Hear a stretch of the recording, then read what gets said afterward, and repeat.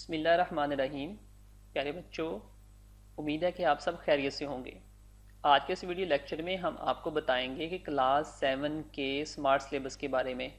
Government of Punjab ने smart syllabus introduce करवाया है ताकि कोविड-19 की वजह से जो बच्चों का स्टडी रुझान हुआ था, नुकसान हुआ था, उसको कम करने के लिए ये स्मार्ट सिलेबस इंट्रोड्यूस करवाया गया ताकि बच्चे कम टाइम में वो इम्पोर्टेंट टॉपिक जो है वो कवर कर सकें ताकि नेक्स्ट क्लास में जब प्रमोट हों तो उनके लिए डिफ़िकल्टी ना हो। तो आइए देखते हैं कि स्मार्ट सिलेबस में कौन कौन से टॉपिक शामिल हैं।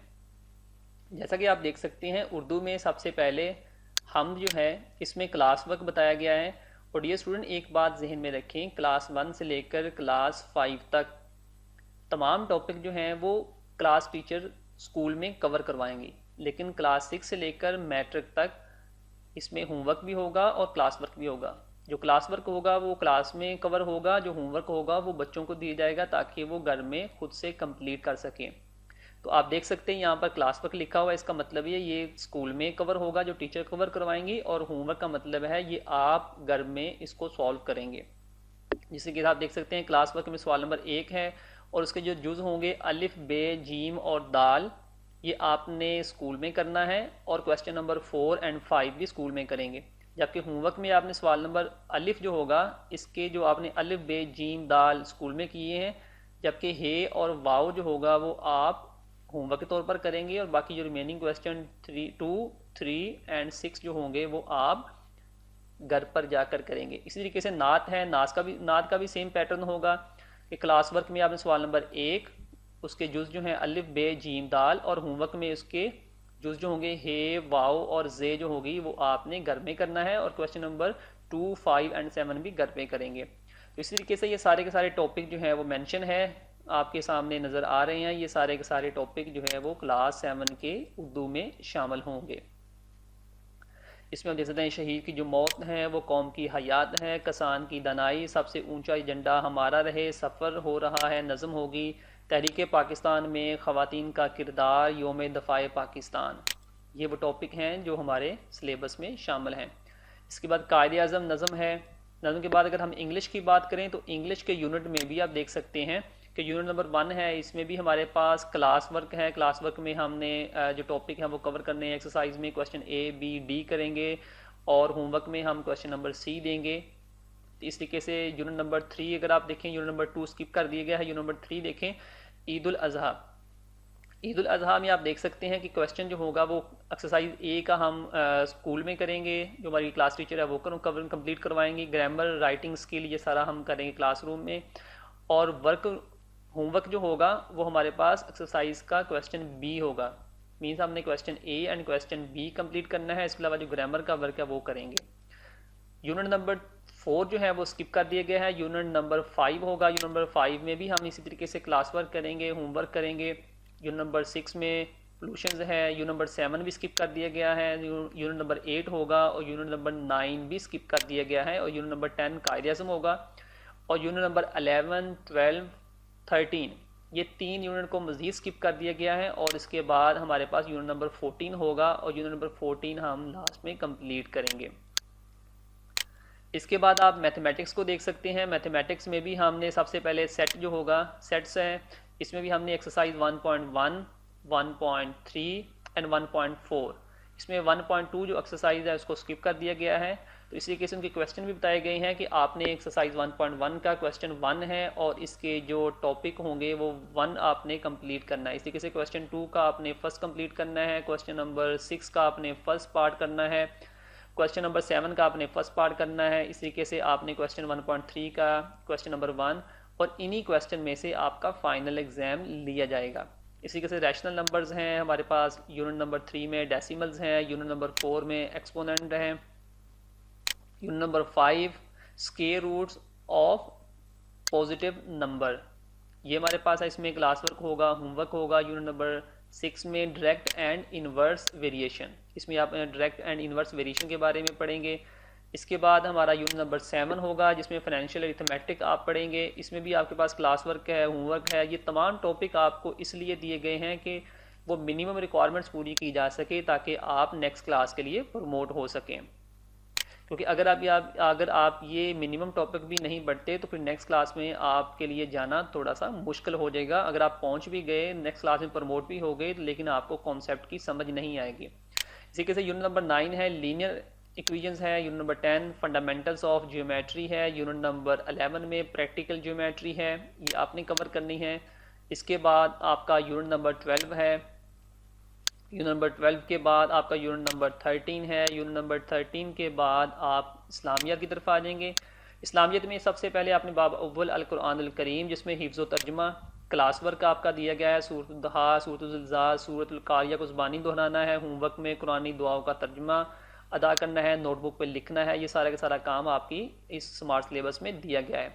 बाब दोम जो ईमानियात व इबादात हैं, इसमें सारे टॉपिक मेंशन है, रसूलों पर ईमान, दुआ की फजीलत, इसमें बताया गया है क्लास वर्क में आपने क्या करना है और आपने होमवर्क में कौन कौन सा टॉपिक आपने कवर करना है।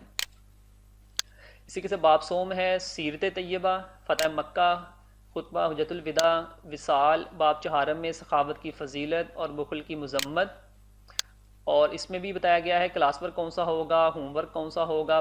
बाप अंजम में हदायत के साथ चश्मे, मशाहिर इस्लाम, उम्मुल मोमिनीन हज़रत आयशा सिद्दीक़ा रज़ी अल्लाह ताला अन्हा, हज़रत बाबा फरीद गंशकर रहमतुल्लाह अलैह और सलाहुद्दीन अय्यूबी रहमतुल्लाह अलैह। ये वो टॉपिक हैं जो आपने इस्लामियात में कवर करने हैं। इसके बाद अरबी है, अरबी में भी आप देख सकते हैं, इसमें डिटेल के साथ बताया गया है कि मशकी सवालात कौन कौन सा आपने करने हैं और कौन से आपके होमवर्क में शामिल होंगे। ये सारी की सारी डिटेल आपकी स्मार्ट सिलेबस में शामिल है। अगर आप अरबी के बाद बात करते हैं तो अरबी के बाद आपका कंप्यूटर आता है,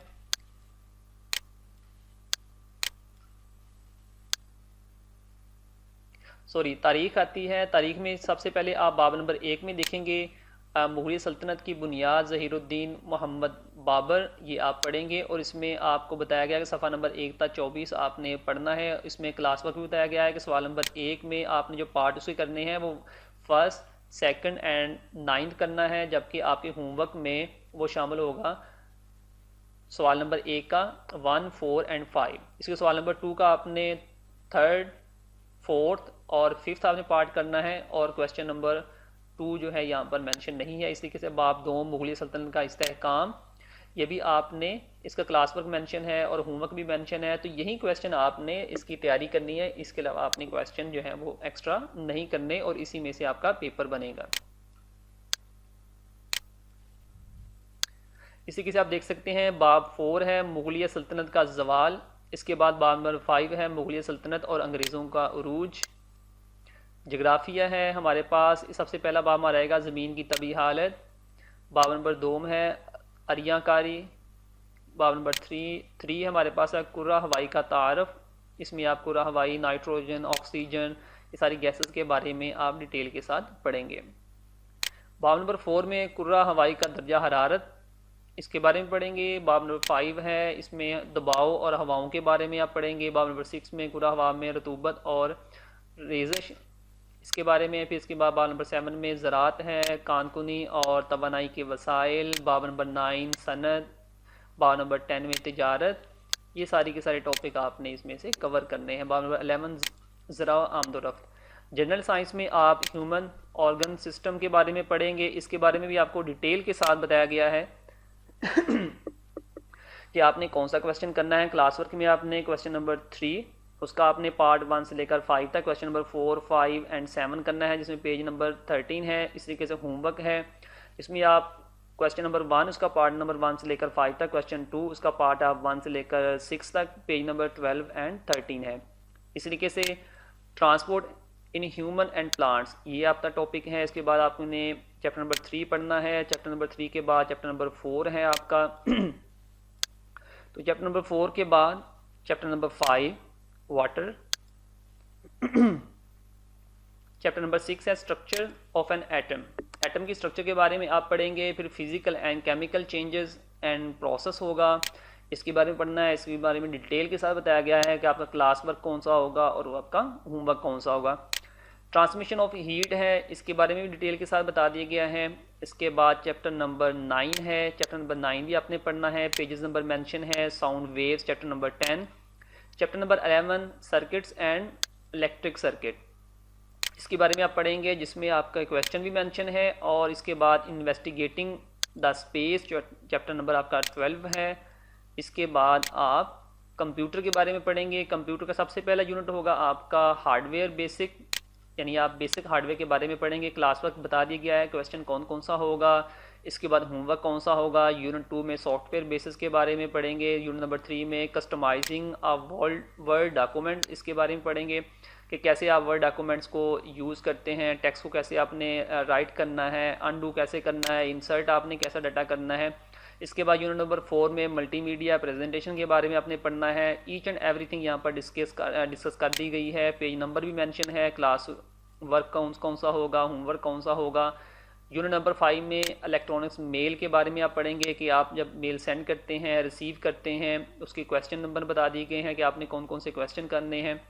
तो ये सारी डिटेल जो है ये आप इस क्लास 7 के सिलेबस में पढ़ेंगे। अगर आपको मेरी वीडियो पसंद आई है तो प्लीज़ मेरे चैनल को सब्सक्राइब कीजिएगा, ताकि हर आने वाली वीडियोस आप तक पहुंचती रहे। Thank you so much for watching.